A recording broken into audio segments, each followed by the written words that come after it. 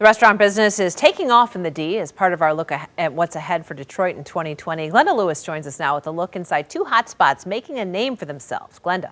Oh, wow, Heather, that's right. Top chefs and owners are flocking to the Motor City and going above and beyond to leave their mark for years to come.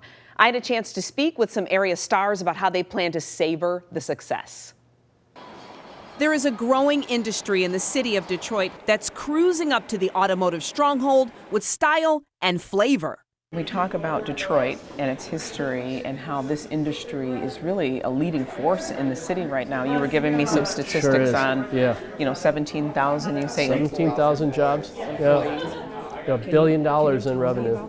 Detroit flavor has now become something known around the world, with almost 24 restaurants opening up this year alone.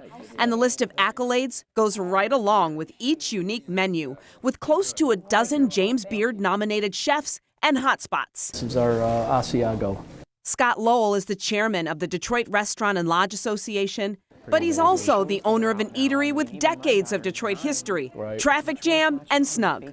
I hate to, overuse this word, but renaissance. It's an absolute explosion of young, creative, driven restaurateurs, chefs, and it's pretty amazing. Scott says the key to the restaurant force that's driving Detroit right now is the attainability. It's become an environment where people can be creative and where it's attainable, where they're not paying Manhattan rents and going out of business after a year. When you look forward to 2020, how do you stay the mainstay staple and stay relevant with the rest? It's kind of something we look forward to just about every day. We go to these various places, these new places, and it opens your eyes to oh, that's how this person interpreted this dish, or this is how this person came up with this recipe, or they fused these two cuisines. That is success this top chef hopes to attain in his hometown.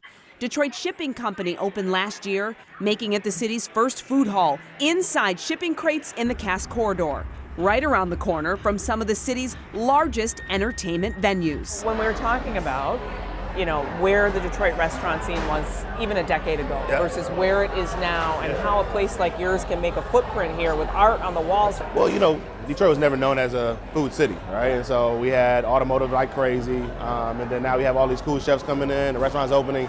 I think it's really starting to happen. We're a meat and potatoes town, so I think we still need to keep some of that, and then have a little flair, on top of that. And this industry really continues to grow when you talk about 17,000 workers and $1 billion coming into the city of Detroit. It's almost getting up there, rivaling the auto industry, and still no signs of slowing down for the future. Heather. All right, great stuff, Glenda. Thank you. That does